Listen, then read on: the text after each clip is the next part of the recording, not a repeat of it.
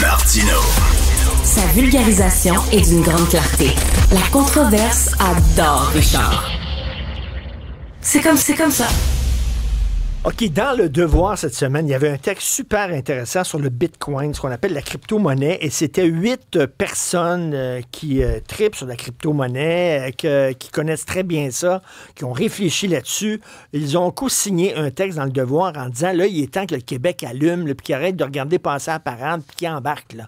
À un moment donné, et à la fin du texte, ils disent, comme un chevreuil sur l'autoroute, le Québec doit choisir, rester figé et subir cette révolution économique, qui est la révolution du Bitcoin, ou alors bondir et prendre en main son avenir. L'heure n'est plus à l'hésitation, mais à l'action. Alors, je disais, c'est le fun de faire un débat sur la crypto-monnaie avec Francis Gosselin, qui collabore à l'émission, qui est assez sceptique, mettons, dans le côté des sceptiques. David Saint-Onge, un des auteurs de cette lettre-là, auteur du livre aussi « Tout sur le Bitcoin », de comprendre et l'utiliser. Je pense que je vais l'acheter parce que je ne connais pas grand-chose sur le Bitcoin. Alors, je suis seulement que l'arbitre. Je vais demander à... L'arbitre, rien de moins. Je vais demander à David Saint-Onge, qu'est-ce qu'il y a de si extraordinaire dans la crypto-monnaie qu'il faut que le Québec embarque là-dedans? Là? Bon, déjà, il faut faire la différence avec Bitcoin puis la crypto-monnaie. Okay. C'est pas exactement la même chose. Bitcoin, c'est vraiment un système monétaire numérique qui est décentralisé, donc que personne ne contrôle, qui permet d'échanger de la valeur. Donc, il faut définir valeur. La valeur, c'est une appréciation d'une utilité, une appréciation subjective d'une utilité. Donc, Bitcoin permet d'échanger la valeur numériquement sans passer par un intermédiaire. C'est ça la nouveauté. Sans passer par les banques. Exactement. Puis, il n'y a pas de banque centrale comme la Banque du Canada qui dirige ça, etc. Ça, c'est nouveau, ça n'existait pas avant. Avant, on pouvait le faire, mettons, par exemple, avec l'or, d'une manière physique. On peut s'échanger de l'or, mais de manière numérique, comme ça, c'est nouveau. Depuis Bitcoin, on a inventé en fait la rareté numérique avec Bitcoin. OK, mais là, on dit qu'il ne faut pas investir là-dedans parce que c'est trop instable. Oui, ben, le prix est tout à fait instable justement parce qu'il n'y a pas de banque centrale qui joue avec les taux pour ajuster le prix, donc pour avoir une espèce de stabilité. Bitcoin, c'est peut-être une monnaie à devenir. Ça peut être utilisé comme une monnaie, comme une réserve de valeur en ce moment, mais clairement, aujourd'hui, la volatilité peut faire peur. Ça c'est évident.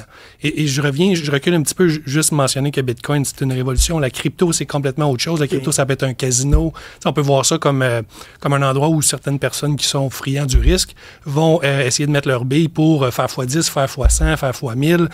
Ça arrive souvent, mais il y a beaucoup qui perdent aussi. Et Bitcoin, c'est un autre sujet complètement. C'est ce que je voulais mentionner. Si c'est si génial que ça, pourquoi tu n'embarques pas là-dedans, Francis? Je vais donner quand même le point à David. Je veux dire, l'invention n'est pas inintéressante. Moi, là où j'en ai un peu contre cette solution-là, puis j'apprécie la tentative de dissocier Bitcoin des cryptos, mais il y a quand même beaucoup des partisans de Bitcoin en particulier, des cryptos, puis c'est pas toujours évident pour tous ces acteurs-là qu'il y a une si grande différence. Puis tu sais, je fais confiance à David qui a clairement écrit un livre là-dessus, mais pour beaucoup de gens, puis j'en ai connu, moi, dans les dernières années, achètent des bitcoins. Pourquoi? Parce que ça monte en valeur. Donc, c'est un pur produit spéculatif. C'est pas une notion, comme tu l'expliquais, là, de réserve de valeur rare, de transition. C'est j'achète ça, je le garde et ça monte toujours de valeur. Puis dans les faits, il y a eu des périodes là, dans les derniers 2 ans où c'est passé de 16 000 à plus de 100 000 dollars US par bitcoin. Puis là, depuis quelques jours, ça plonge. Ça a plongé de 20 % dans la dernière semaine. C'est un produit spéculatif. Notamment. Après, ça veut pas dire qu'il y en a d'autres, des produits spéculatifs. Et donc, pour moi, pourquoi je reste loin de ça, puis pourquoi j'ai un certain scepticisme, c'est qu'à la limite, j'ai l'impression que c'est comme une solution qui est à la recherche d'un problème. Tu sais, c'est comme, on a inventé quelque chose qui marche bien, on se l'avoue, mais qui, ultimement, ne sert à rien. Tu sais, ne sert pas dans le quotidien. Tu l'as évoqué toi-même, ce n'est pas une monnaie. Il y a d'ailleurs eu un pari qui a été pris il y a une dizaine d'années entre Mark Andreessen, un grand investisseur de la Californie, et un journaliste new-yorkais. Et Andreessen était convaincu que dans les 5 prochaines années, on allait pouvoir acheter son café, son MacBook, son micro avec ça. Que nenni, là. T'as-tu acheté quelque chose avec un bitcoin dans les derniers... T'as jamais acheté? T'as-tu des bitcoins? Personne n'a des bitcoins. J'ai pas de bitcoin. T'as pas de bitcoin. Ma mère a pas de bitcoin. À un moment donné, est-ce qu'on ça va être courant? Et donc, ce n'est pas une monnaie. Donc, en ce sens-là, c'est un protocole savant. Puis là, faudrait trouver des problèmes que ça résout. Mais c'est là où je m'oppose à cette notion-là. En anglais, il y a 2 mots. Hein. Ouais. Il y a money puis currency. Ouais. En ce moment, Bitcoin n'est pas une currency au Canada. Elle l'a été au El Salvador. Il y avait vraiment même un cours légal. Bon, là, c'est moins clair. Mais Bitcoin est définitivement de la money. Donc, la money, ça se traduit par monnaie. Des fois, les gens disent argent, mais c'est pas tout à fait précis. Donc, money, c'est vraiment un moyen d'échange ou ça a trois rôles, un moyen d'échange, une réserve de valeur, puis une unité de compte. Puis évidemment, Bitcoin, c'est pas encore une unité de compte. Au Canada, l'unité de compte, c'est le dollar canadien, on est d'accord. Mais ça reste une réserve de valeur qui peut donner un hedge, donc une protection contre l'inflation, la dilution monétaire. Et j'en ai un excellent exemple ici. Ça, c'est une brique. C'est une brique de 1000 billets J'aimerais juste dire, Richard, que ton invité a essayé de me corrompre pendant que nous attendions. Il m'a donné 2 bolivars vénézuéliens. J'imagine, il t'en donne à toi aussi, t'imagines? Et ça vaut combien? 1 million de bolivars comme ça, là, il y en a 2000. Là. 1 million, c'est 3 cents. Puis ça, c'est quand je les ai achetés, disons, en 2022, ça vaut encore moins. Donc, ça vaut rien, en fait.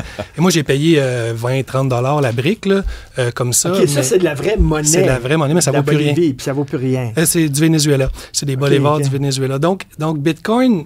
Oui, c'est fluctuant, sauf qu'on ne peut pas le diluer. Et j'amène ces briques-là pour exprimer la dilution monétaire. Qu'est-ce que ça fait? Bon, on ne va pas comparer le dollar canadien au bolivar Venezuela. C'est pas ça mon but, mais c'est que les gens, ils sont très surpris quand je leur tends un billet comme ça, physique, puis je leur dis que ça vaut rien. Ils disent, comment ça vaut rien? Il y a un étampe dessus, c'est officiel. Ouais, mais le pays en a tellement imprimé que ça vaut rien à terme. Voilà. Mais ça vaut rien jusqu'à temps que ça vaille quelque chose. Puis c'est là où, encore une fois, pour moi, Bitcoin, comme le dollar canadien, puis c'est souvent un argument qu'on entend dans les partisans de ces crypto-monnaies-là, c'est qu'en fait, c'est une convention. Et donc là, c'est 2 bolivars. La Banque centrale vénézuélienne, je connais pas trop l'historique, là, le Venezuela, bon, déjà, c'est peut-être ni le Salvador, d'ailleurs, des exemples à suivre, mais on pourrait dire, par exemple, la Banque centrale pourrait dire, on va prendre la monnaie, là, qui, pour 1 million, vaut 3 cents, puis on va enlever tous ces zéros-là, de sorte que maintenant, le 2 bolivars, il vaut, je sais pas, 2 $ canadiens, puis on recommence la run. C'est une convention, n'est-ce pas? Et donc, pour moi, le Bitcoin, c'est une convention, puis je ne le nie pas. Si tu es prêt à m'acheter mon Bitcoin, là, c'est 84 000 à matin, là, achète-le, puis je le transfère, là, puis il y a des mécaniques pour ça. Mon seul enjeu, c'est que ça n'a aucune valeur inhérente dans l'économie productive. Et là, moi, je suis peut-être un traditionnaliste, mais pour moi, la notion de l'argent, la monnaie, elle doit éventuellement se convertir en actif productif.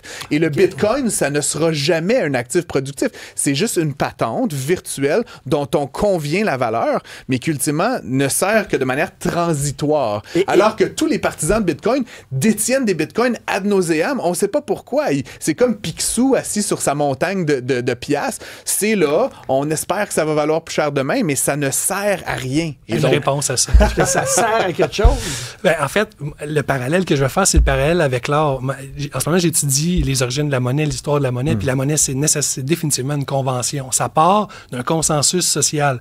Bitcoin, c'est pas différent de l'or. Là, il y a des gens qui vont dire, ouais, mais l'or, on peut le toucher, c'est une valeur intrinsèque qui est un concept assez limite en économie, là, la valeur intrinsèque. C'est pas parce qu'on peut faire des circuits électroniques avec l'or que ça vaut 3 000 $ l'once, 3 000 $ USA. C'est parce que les gens s'en servent comme réserve de valeur. Il y a une prime monétaire. C'est ça, la valeur monétaire de l'or. Bitcoin a exactement la même prime monétaire. C'est vrai que Bitcoin, ça sert à rien à part être une monnaie dans la vie de tous les jours, mais l'or non plus, à part un petit 10 % dans l'industrie. Moi, je vois les deux concepts sont pareils. Je suis pas plus fan de l'or, tu comprends? Pour moi, puis là, on le voit, là, actuellement, les gens sont bien inquiets, Trump, et là, la valeur de l'or est passée de, je pense, 2300, c'était à l'automne, à 3000 $ l'once. C'est ridicule. Mais donc, pour moi, c'est comme des vestiges d'un ancien système, puis les gens se réfugient dans quoi? Dans une Pourquoi les banques centrales en achètent? Attends, David, moi, je vais en connaître un peu plus sur les fans du Bitcoin. Oui. Moi, l'idée que j'en ai, puis corrige-moi si je fais erreur, là.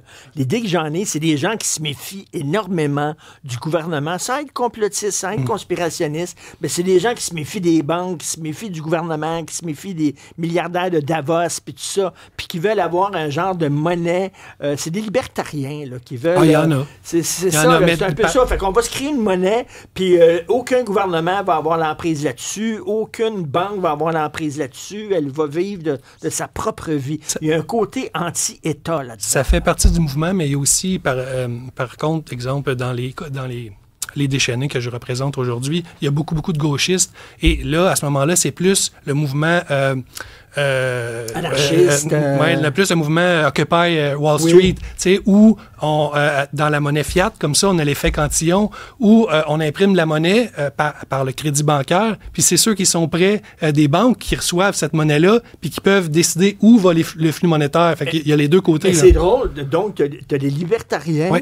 Puis tu as des gauchistes de Occupy Wall Street. Exact. puis que c'est spécial, Oui, ça, oui, mais mariage-là. c'est la théorie du fer à cheval, là, aux extrêmes, tous les fous se ressemblent. Là, puis, encore une fois, je veux pas. J'aime bien David. Es-tu en train de le traiter de fou? Non, mais c'est drôle parce que on s'est parlé, avant. Puis, tu sais, on lit les mêmes livres.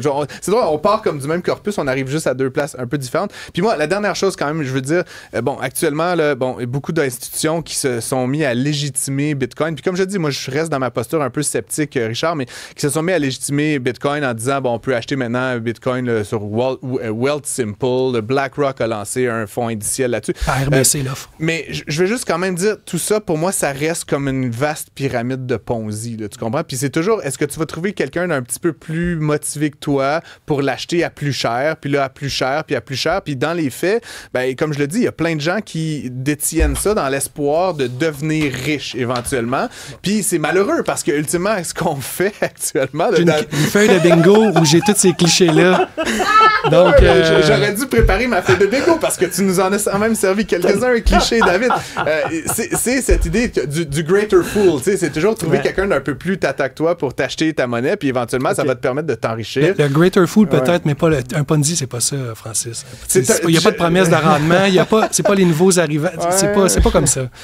Les gens qui ont acheté Bitcoin au début ont beaucoup plus gagné que ceux qui en achètent maintenant. On est d'accord là-dessus? C'est comme ça dans n'importe quel actif en croissance. C'est comme n'importe quelle pyramide. Dans le fond, si t'es au début de la pyramide, t'as bien plus à gagner que si t'es à la fin de la pyramide. Donc, le greater fool, c'est que le gars qui achète à 100 000, le gars qui a acheté ça quand ça valait une pièce, il rigole beaucoup plus que le dernier. Mais encore une fois, ultimement, si la valeur de cet actif, la monnaie, se met à décroître de manière systématique et continue, je pense que ça va avoir ça va créer un phénomène de prophétie autoréalisante où plus personne va vouloir en avoir, puis ultimement, tout le monde va quitter le bateau, puis ça va valoir zéro parce que c'est la valeur inhérente de cet actif-là. Okay. Puis, le mot de la fin, David. Et quand ça arrive, il y a ceux qui y croient, qui voient le dip qu'on appelle à la baisse, qui en achètent, et là, ça le fait monter.